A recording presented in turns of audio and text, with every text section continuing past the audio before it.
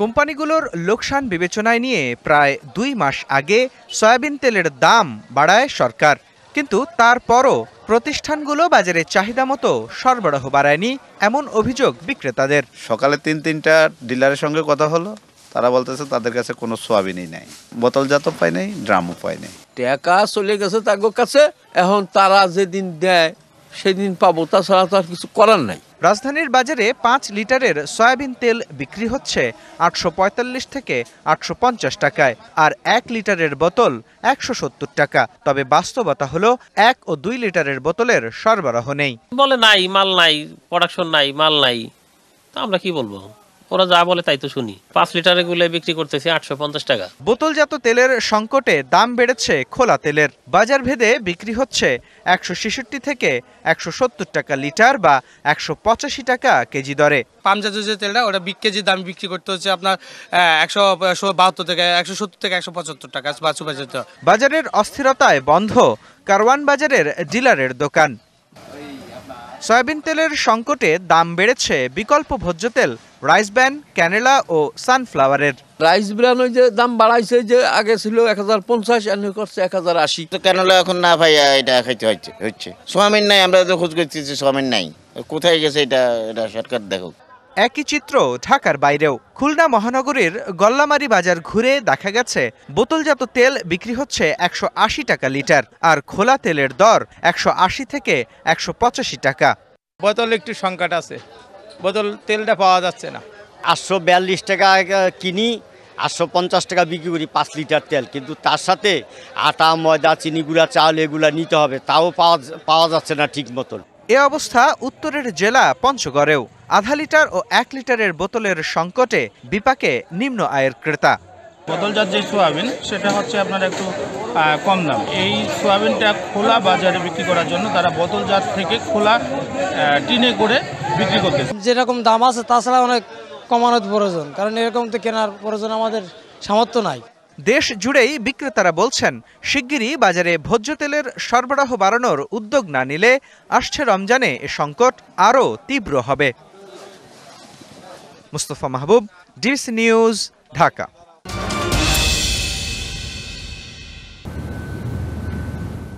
ঢাকার অদূরে গুরুত্বপূর্ণ শিল্পাঞ্চল গাজীপুর।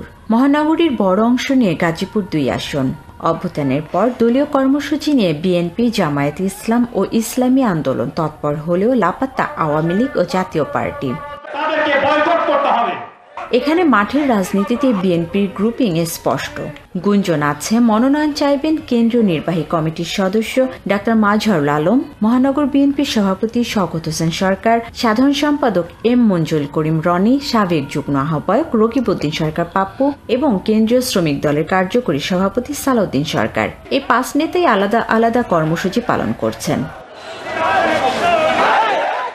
তবে মহানগর বিএনপির সাধারণ সম্পাদক বলছেন দলীয়ভাবে যাকে মনোনয়ন দেওয়া হবে সবাই মিলে তার জন্য কাজ করবেন।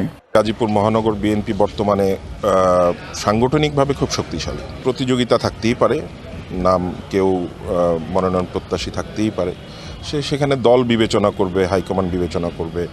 জামায়াত নেতারা মনে করেন সংস্কারের পর নির্বাচন হলে তার সুফল পাবে জনগণ। আর গাজীপুর ২ আসনে তাদের প্রার্থী হবেন কেন্দ্রীয় নেতা মোহাম্মদ হোসেন আলী।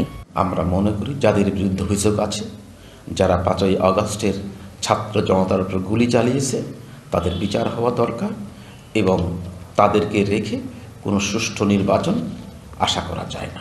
সংস্কার হওয়ার পর যে নির্বাচন হবে সে নির্বাচনের সুফল জনগণ পাবে ইনশাআল্লাহ। ইসলামী আন্দোলনের নেতাদের অভিযোগ স্বৈরাচারের পতন হলেও একটি দলের নিয়ন্ত্রণে আইন শৃঙ্খলা বাহিনী। এখনো সুষ্ঠু নির্বাচনের পরিবেশ তৈরি হয়নি বলে মনে করে দলটি।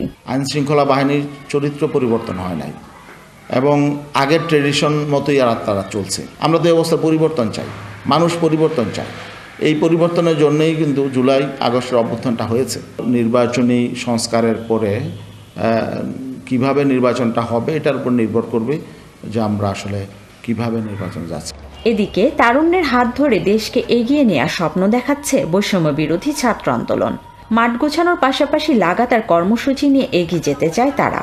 বৈষম্য বিরোধী ছাত্র আন্দোলন এবং জাতীয় নাগরিক কমিটির যে সকল সদস্যবৃন্দ আছে তাদেরকে নিয়ে মহানগরে অলরেডি আমাদের কার্যক্রম শুরু করেছি। মানুষ আমাদেরকে দেখতে চায় ভালো একটা জায়গা, যেখানে আমরা আমাদের যে সংস্কারের যে কথাগুলো বলি সেই জায়গা থেকে যেন আমরা সংস্কারগুলো করতে পারি। অরাজনৈতিক সমালোচকরা বলছেন, রাজনীতির মাঠে সাংগঠনিক অবস্থান শক্ত করতে দখলবাজি চরিত্র থেকে বেরিয়ে আসতে হবে দলগুলোকে।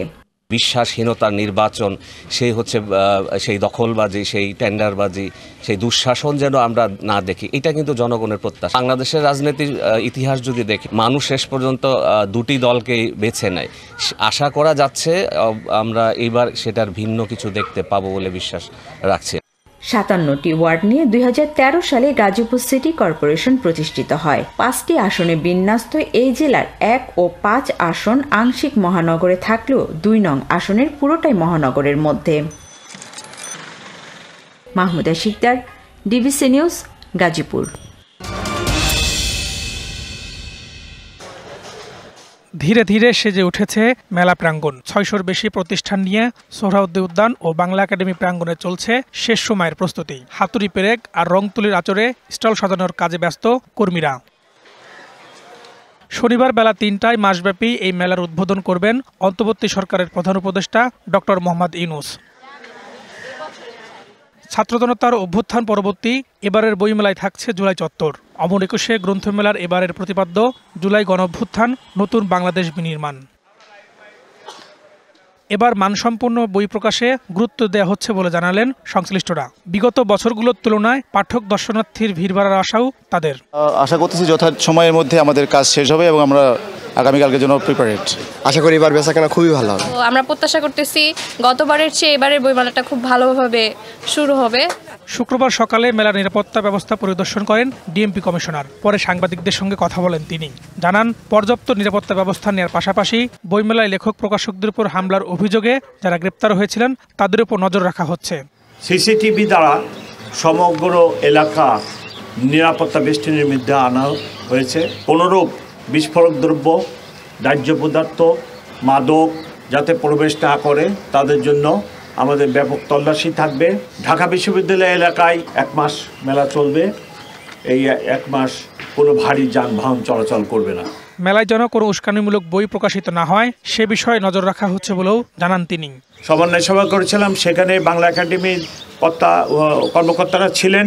তাদেরকে আমরা রিকোয়েস্ট করছি যে এরকম কোনো বই যেন স্টলে না আসে এবং কোনো বইয়ের ভিতরে এই উস্কানিমূলক কথা লেখা আসে, এটার জন্য ওনারা স্ক্যানিং করে ভেটিং করে স্টলে উপস্থাপন করেন। আমি আশা করি ওনারা ওনাদের দায়িত্বটা সঠিকভাবে পালন করবেন।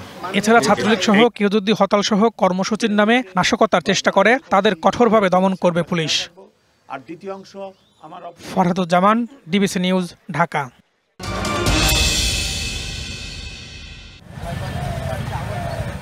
গোলাপ, গাঁদা ও জারবেরা সহ নানা জাতের ফুলের সমাহার যশোরের গদখালিতে। শেষ সময়ের পরিচর্যায় ব্যস্ত চাষি। আর কয়েকদিনেই এই মাঠগুলো ভরে উঠবে রঙিন ফুলে। গেল ইংরেজি নববর্ষ ও বিজয় দিবসে গদখালি থেকে 2 কোটি টাকার বেশি ফুল বিক্রি হয়েছে। এবার ভালোবাসা দিবস, বসন্ত উৎসব ও আন্তর্জাতিক মাতৃভাষা দিবসে ফুলের চাহিদা আরও বাড়বে। আমরা যারা ফুল চাষি তারা সামনে 3টে উৎসবকে বরণ করার জন্য আমাদের প্রাথমিকভাবে আমরা ফুলের পরিচর্যা শুরু করেছি। 14 ফেব্রুয়ারি একটা আছে, বসন্তের উৎসবের একটা আছে, এই জন্য প্রস্তুতি নিচ্ছি। 3টে দিবসে যদি ফুল ভালো বেচা কিনা হয়, দাম ভালো পাই, তাহলে আমরা লাভবান। চাষিরা আশা করছেন আশানুরূপ ফুল ফুটবে এবার। ন্যায্য দাম পেলে ভালো লাভও পাবেন তারা। যে প্রতি পিস গোলাপ এখন 3 থেকে 4 টাকা পিস যাচ্ছে, এখন আমাদের একটু লাভজনক কম। গোলাপ এতদিন বিক্রি হয়েছে 2 টাকা 3 টাকা, আজকে বিক্রি হয়েছে 4-5 টাকা। মানে কেউ শীত যত পড়বে তো দাম ওঠে মালের। ফুল ব্যবসায়ীরা বলছেন সবকিছু ঠিকঠাক থাকলে এবার গদখালি থেকে কয়েক কোটি টাকার ফুল বিক্রি হবে। বসন্ত ভালোবাসা এবং 21শে ফেব্রুয়ারি এই উপলক্ষ করে আমাদের এই অঞ্চলের কৃষকরা মোটামুটি আগামী অনুষ্ঠানকে ঘিরে যাতে বেশি মূল্যে ফুল বিক্রি করতে পারে সেভাবে প্রস্তুত হয়েছে। ফুলের সঠিক পরিচর্যায় সহযোগিতার আশ্বাস স্থানীয় কৃষি বিভাগের। আমরা কৃষি সম্প্রসারণ বিভাগ কৃষকদেরকে এই ফুলটা ফোটা যাতে একটু বিলম্ব হয় সেই টেকনিক কাটানোর জন্য ফুলগুলোতে আমরা কলি অবস্থায় ক্যাপ পরানোর পরামর্শ দিচ্ছি। যশোরের গদখালিতে বাণিজ্যিকভাবে দেশি বিদেশি 11 জাতের ফুল চাষ হচ্ছে, আর এ কাজে জড়িত লাখের বেশি মানুষ। DVC news desk. সারি সারি গুড়ের ভার, এ যেন গুড়েরই রাজ্য। আর এই চিত্র চুয়াডাঙ্গার 100 বছরের পুরনো সরোজগঞ্জ গুড়ের হাটের। খেজুরের রস থেকে তৈরি ঝোলা ও পাটালি গুড়ের জন্য বিখ্যাত চুয়াডাঙ্গা। স্বাদে অতুলনীয় হওয়ায় এই গুড়ের চাহিদা দেশ জুড়ে। সপ্তাহের সোম ও শুক্রবার বসে সরোজগঞ্জ হাট। আর খেজুরের গুড় কিনতে সারা দেশ থেকে আসেন ক্রেতারা। সকাল থেকে সন্ধ্যা পর্যন্ত চলে বেচাকেনা। প্রতি সপ্তাহে হাটে বিক্রি হয় 20 থেকে 30 লাখ টাকার গুড়। গতবার ছিল 2200-2500, এবারটা একটু কম হচ্ছে, এই 1800, 2000। গতবারের থেকে মান এই হাটের গুড় এখন মান একটু ভালো হয়েছে, গুড়ের দাম একটু কম হয়েছে। তবে ভেজাল মিশ্রণে খ্যাতি হারাতে পারে চুয়াডাঙ্গার গুড়। এ লক্ষ্যে গাছি ও ব্যবসায়ীদের সচেতনে কাজ করছে কৃষি বিপণন অধিদপ্তর। যদি চিনি না দেওয়া হয়, 1 নম্বর গুড় আনলে ব্যাপারী কিনবে না, তাকাবে না, ওই গুড় হয়ে যাবেন লাল। চিনি বাদে গুড়, অরিজিনাল গুড় একটু আটা হয়, আর এই চিনি দিলে একটু আটা কম হয়। আমরা নিয়মিতভাবে মনিটরিং করছি যে চিনি না মিশিয়ে চুয়াডাঙ্গার ঐতিহ্য যে সুস্বাদু যে গুড়, সেই গুড়টার যাতে চুয়াডাঙ্গাবাসী সারা বাংলাদেশের লোকজন জানে যে একটা সুস্বাদু গুড় চিনি না মেশালেও খুবই ভালো, সেটা খাওয়া যায়। তবে গুড়ের চাহিদা থাকলেও দিন দিন কমেছে খেজুর গাছের সংখ্যা। এ অবস্থায় সবাইকে সচেতন হওয়ার পরামর্শ কৃষি বিভাগের। DBC news desk.